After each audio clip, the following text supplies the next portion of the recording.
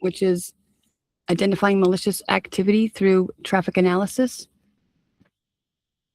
As defenders, we're constantly looking for patterns that tell us something isn't right, essentially. Attackers may change their tools, malware, and infrastructure, but really they still have to communicate across the network. So our goal today is to learn how to recognize 5 common indicators of suspicious activity, which will be port scans, brute force attempts, beaconing. I don't know if it's beaconing or beckoning. I think it's beaconing, but if I'm wrong, someone correct me. Command and control traffic, and DNS tunneling. So by the end of this session, you'll understand what these activities look like and how to investigate them and what questions to ask when hunting for threats. So I've got a little slideshow here.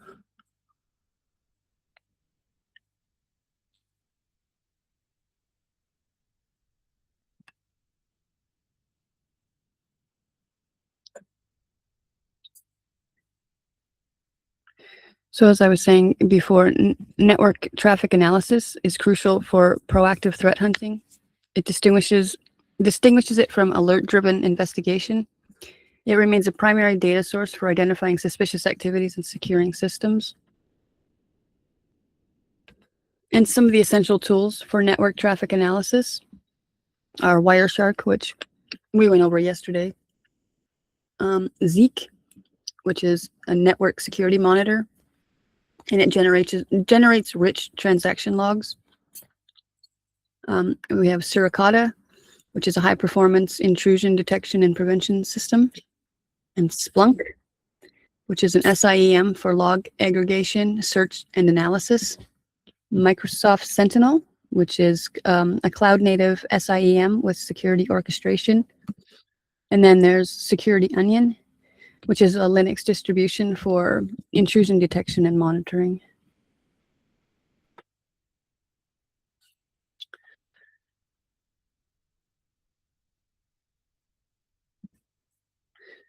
So we'll start off by discussing what threat hunting actually means.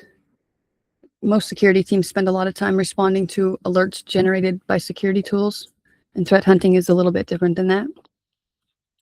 Instead of waiting for an alert, we're proactively searching for signs of compromise. Think of it kind of like detective work, because essentially that's what it is. We're looking for small clues that might indicate malicious activity before a major incident actually occurs. And network traffic is one of our best sources of evidence because nearly every attack leaves some type of footprint on the network. Whether it's a scan or a login attempt, malware communication, or data exfiltration, something usually crosses the wire. So then we have detecting port scans. This is concepts and indicators.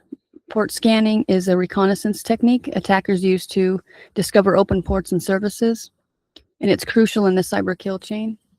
Some key indicators include numerous connection attempts to sequential ports and multiple failed connections. It's just a couple of examples.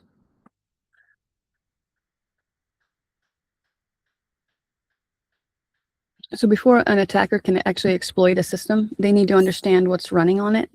So port scanning is often the first step of reconnaissance. An attacker may probe dozens or hundreds of ports looking for services, such as SSH, RDP, web servers, and databases. And as analysts, we're looking for unusual connection patterns. So for an example, a single host attempting connections to many ports in a short amount of time, or one host attempting connections to many systems across the network. And the questions that we should be asking ourselves at this time when we're doing reconnaissance is the vulnerability scanning? Is this authorized? Is this a legitimate administration tool, or is this attacker reconnaissance? Early detection here can stop an attack before it actually progresses.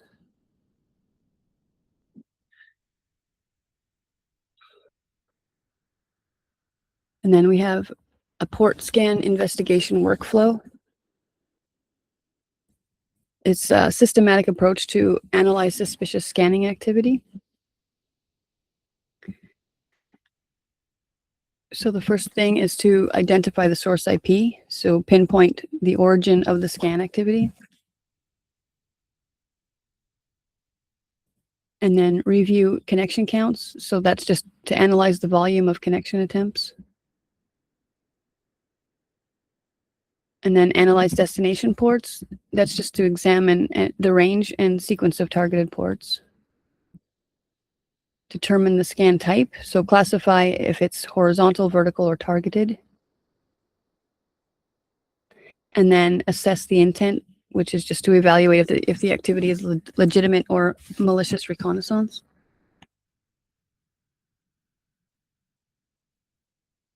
So once attackers discover services, they often try to gain access, obviously. One common method is brute forcing credentials. A brute force attack involves repeated login attempts against accounts or services, and some indicators include large numbers of failed logins, multiple usernames targeted from one IP address, rapid authentication attempts, and account lockouts. Authentication logs become incredibly valuable here. As analysts, we need to determine who is being targeted, where are the attempts coming from, and was any login eventually successful? Remember that a successful login after many failures may be more concerning than the failures themselves, essentially. Brute force attacks, they involve systematic guessing of credentials or enumeration of accounts. And we already went through that little part there.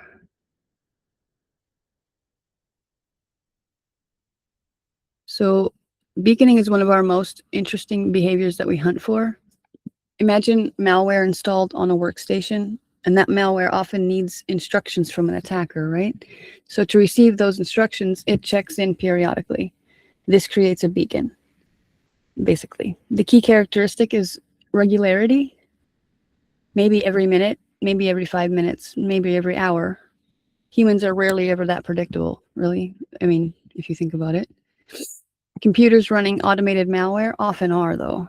So when we see a host contacting the same destination repeatedly at consistent intervals, that deserves investigation for sure. Not all beaconing is malicious, but all beaconing should be understood for sure. So the brute force investigation workflow is much the same as the last one we went over, but you have to identify the source again, determine the original IP of failed login attempts, the origin of the IP, excuse me. And then we count the failures. So we quantify the number of unsuccessful login attempts. And then determine the targeted accounts. We need to identify accounts experiencing high failed login volumes, because those are generally the ones that they're trying to get into. Evaluate successful logins. So check for any successful logins that occurred after the initial failures, because generally speaking, that means they're in.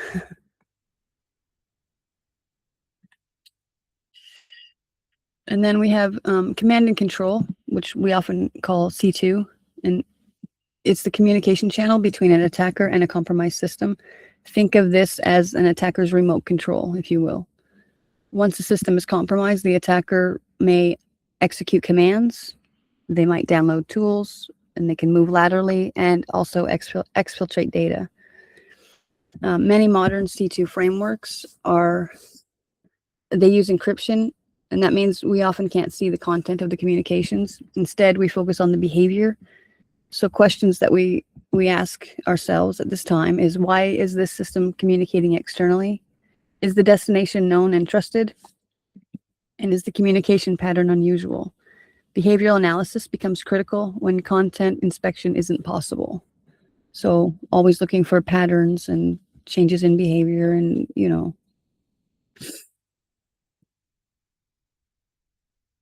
So critical data sources for brute force detection. We have, come on now. We have Windows event logs for system and security event auditing.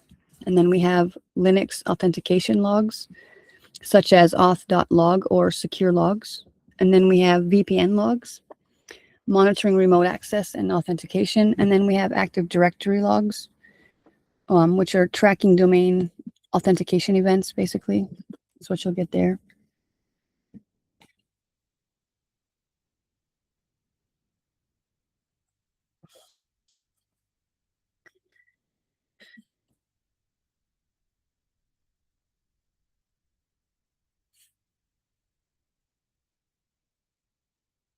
Hang on just 1 second. I don't have this in order, I don't think.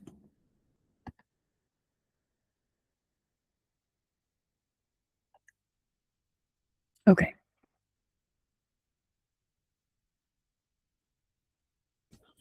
So for spotting malware beaconing patterns, beaconing describes regular periodic communication from a compromised system to a command and control C2 server, basically, to a C2 server.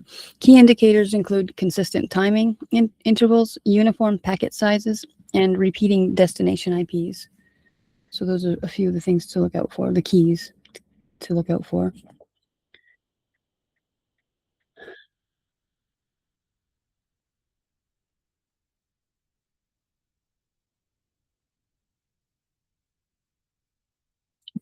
So for the beaconing detection and investigation workflow, these are the techniques and steps to analyze rhythmic network communication.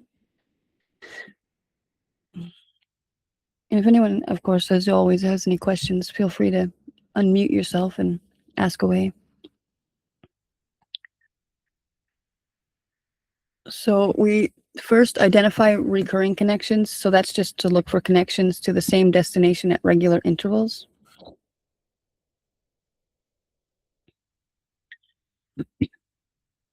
We measure intervals and packet sizes. So we analyze the periodicity and consistency of data transfers.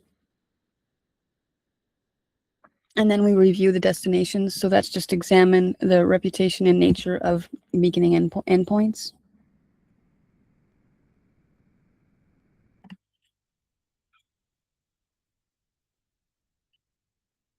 And then assess normal versus suspicious. So we just compare against baseline traffic to identify the anomalies. So again, that's a lot of pattern detection and behavior analysis.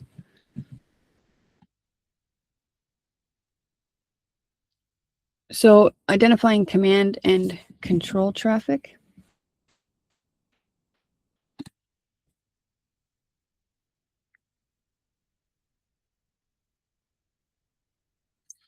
Command and control refers to post-compromise communication channels used by attackers to maintain control over compromised systems. The characteristics of this include encrypted outbound traffic, uncommon destinations, and abnormal user agent strings.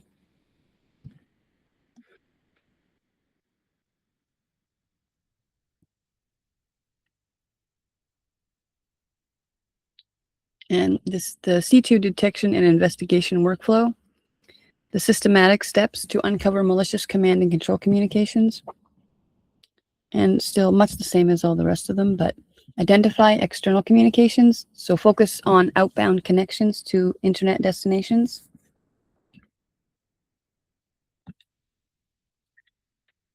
Analyze the frequency and the volume, so we look for unusual patterns in communication regularity and data size.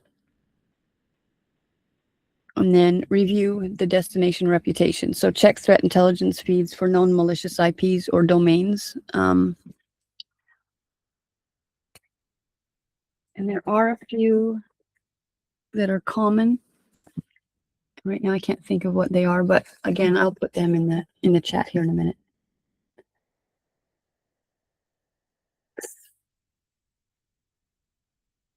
And then determine persistence. So that just means to assess if the connection is long-lived or consistently reestablished. So if they stay connected or if they're, logging on, logging off, it's again, behavior and pattern.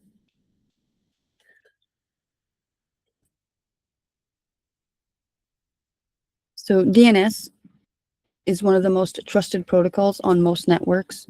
And because of that, attackers sometimes abuse it. DNS tunneling allows attackers to hide information inside DNS requests and responses. The traffic may appear normal at the first glance. However, there are indicators, which are extremely long DNS queries, random looking subdomains, excessive DNS requests, and high entropy values. So imagine seeing a query that's hundreds of characters long and appears completely random. And that should immediately raise questions because DNS is often overlooked by defenders, which makes it attractive to attackers. So DNS tunneling abuses the DNS protocol to exfiltrate data or establish covert C2 channels by bypassing, and they bypass traditional security. And indicators, like I said, include the long or high volume DNS requests and random looking subdomains.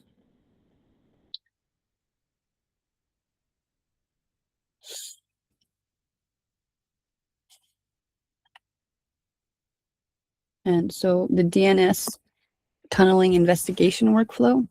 So again, steps to uncover and analyze malicious DNS usage. First is to review the DNS logs, examine DNS server logs for suspicious entries. So that's, step one. And then identify anomalies. And that's just looking for unusual query lengths, high volumes, or random subdomain patterns.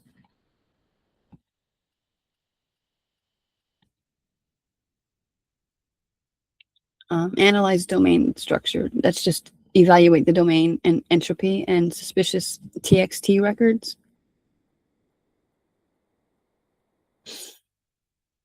And determine potential data exfiltration. So just assess if DNS queries indicate data leakage or C2 communication.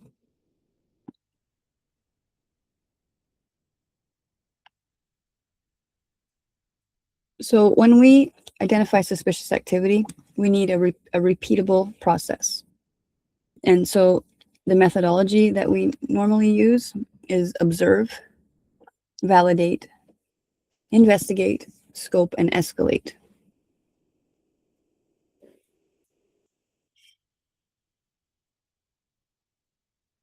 So to observe is we identify an anomaly or suspicious pattern. So, and to validate, we confirm the suspicious behavior is not just a false positive. So that's what they mean by validating. Investigate is gather supporting evidence and context. And scope, determine the full extent of affected systems and impact.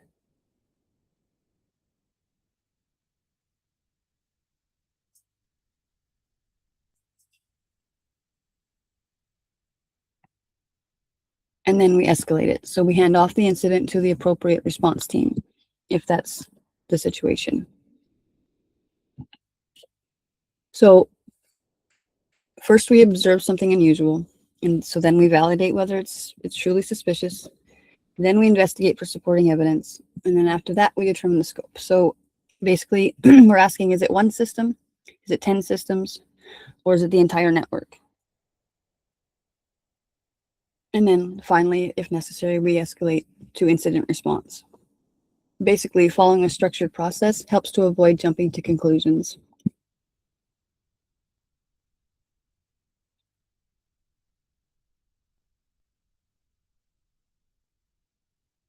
So we have, when performing traffic analysis, it's encouraged to remember a few key indicators, or at least I'm going to encourage you to remember a few key indicators. For port scans, look for many connection attempts. So multiple ports, rapid connections, failed attempts from one source, that sort of thing. For brute force, look for failed authentication activity. So numerous authentication failures, high volume, repeated attempts. Again, it's patterns that we look for a lot. For the beaconing, we look for regular intervals. So like regular timing intervals, consistent packet sizes, and repeating destinations. And for C2, we look for suspicious outbound communication. So encrypted outbound to unusual destinations, abnormal user agent strings. And for DNS tunneling, look for long encoded DNS requests. So long or random DNS queries, high volume, unusual text records. The more experience you gain, sorry, the faster you'll recognize these patterns.